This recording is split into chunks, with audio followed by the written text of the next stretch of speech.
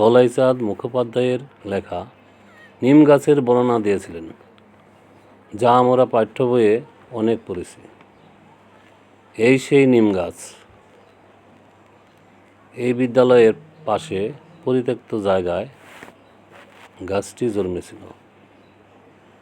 একদিন গাছটি অনেক ছোট্ট ছিল, আজ যৌবনে পা দিয়েছে। নিম গাছ ঔষধি গুণে ভরপুর।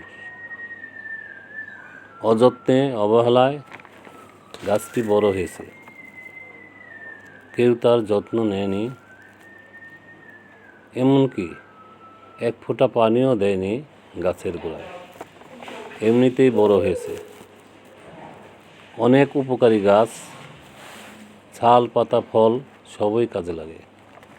চর্মরোগের মহা ওষুধ, যকৃতের ভালো উপকারী, ঘুষ, দাঁত, হাজা, চুলকানির কাজে ভালো কাজ করে। অনেকে ডাল দিয়ে দাঁতও মাজন করে। দাঁতের জন্য ভালো উপকারী। ডায়াবেটিক্স রোগের জন্য ও ভালো কাজ করে থাকে। নিমের গাছের হাওয়া ভালো। গাছ আমাদের পরম বন্ধু। আসুন গাছ লাগাই, পরিবেশ বাঁচাই। আমাদের সকলের বাড়িতে একটি করে নিম গাছ লাগাই। আমরা সবাই উপকৃত হব।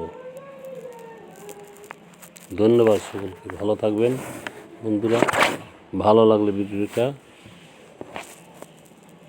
লাইক করবেন, কমেন্ট করবেন, পাশে থাকবেন।